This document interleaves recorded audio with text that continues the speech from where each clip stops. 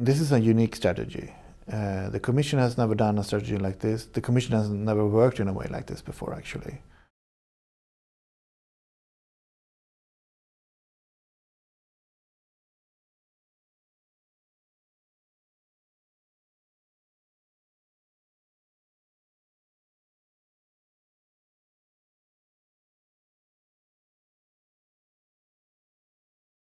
I mean, one of the things that the Commission does well is to monitor.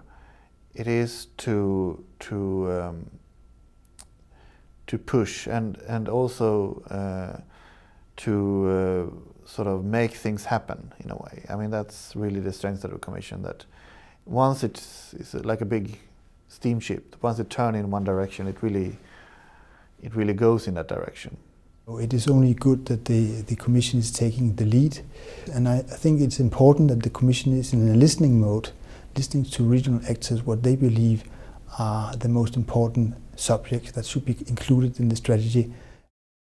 But comparing to other similar projects, my impression is that there was a lot of openness, there was a lot of opportunities to contribute for everybody, not just for member states, but also for NGOs and organizations which are active in the region already.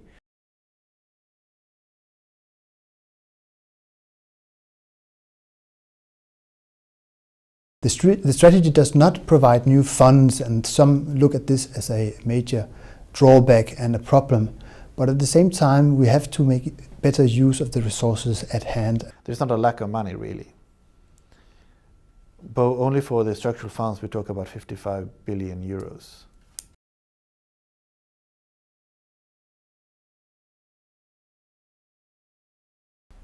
The most important factor in implementing any strategy, also Baltic Sea strategy, is the interest of people. That the strategy must be known not only to politicians or administration and civil servants, but also to the average citizens.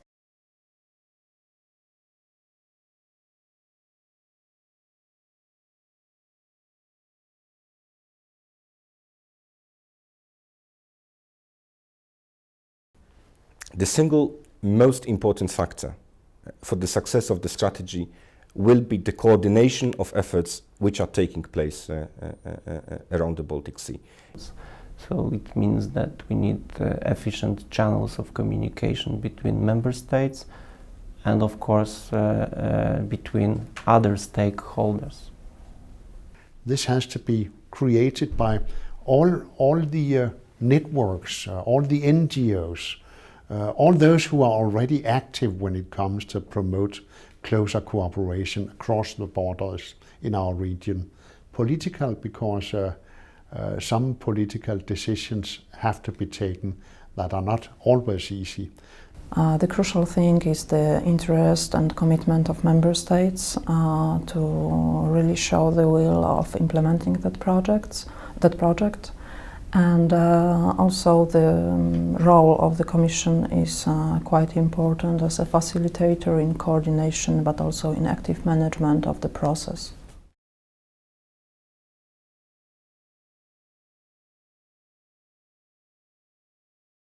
The private sector is very important in supporting this strategy and bringing about real results. But unfortunately, the private sector is not very well organized in the Baltic Sea region. We have only fairly weak business organizations. Therefore, we also believe that we need to provide a platform for the business sector to voice their interests. And I think that is important. To really involve all the stakeholders and member states to implement all those flagship projects during the first 2 years of the strategy and show that it's really working and it's a true pilot case and it can be used in other regions as well.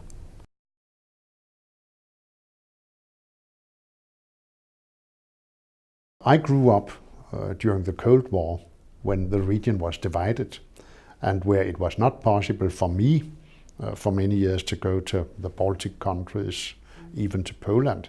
Now that it has all opened up after the end of the Cold War, so many people have started to see what is in our region. So I believe that there's a very, very solid basis for getting a regional identity.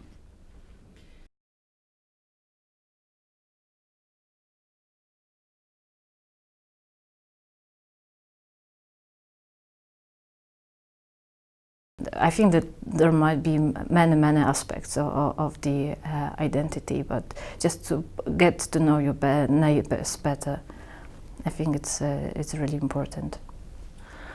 I think we still have a lot to learn from and about each other.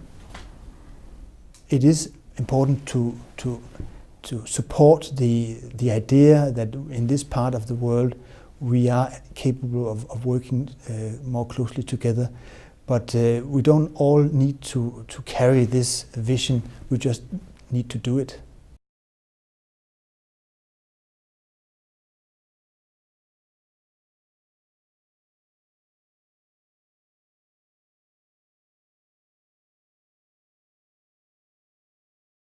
Of course, there is a gap to be bridged. It cannot be bridged by only expanding, only continuing the way we do. The countries who have been earning money through low-cost production will not be able to do so, and they shouldn't be. Low-cost production in the long term is not for Europe. For Europe, we have innovation. I think Baltic Sea strategy is a great opportunity to bridge the East-West divide. So many barriers still exist in spite of our common rules. Barriers that prevent the free flow of people, of ideas, of business, of finance and so on. So the more we can do away with those barriers, the easier will it be for small and medium-sized enterprises to work outside their own local environment. My vision is, which is related to the Baltic Sea strategy, that we will manage to make most of the potential which is offered by the European integration, by the instruments, decision-making process, financial instruments within the region, that we will make use, we will put into the decision-making process, we will put into the way in which community finances are being spent, a macro-regional dimension, the dimension of the Baltic Sea region.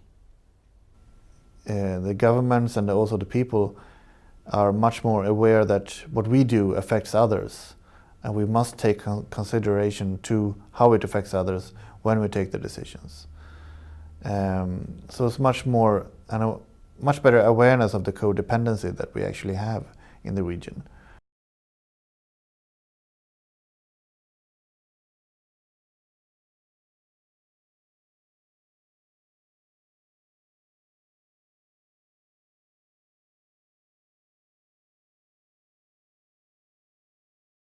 The Baltic Sea strategy is an ongoing process, and it is difficult before it's even adopted to say how long it will last, but the intention is that it will be regularly updated, and if we can keep this as a lively process where we integrate different regional actors, I think that it could be a very, it could bring new vitality.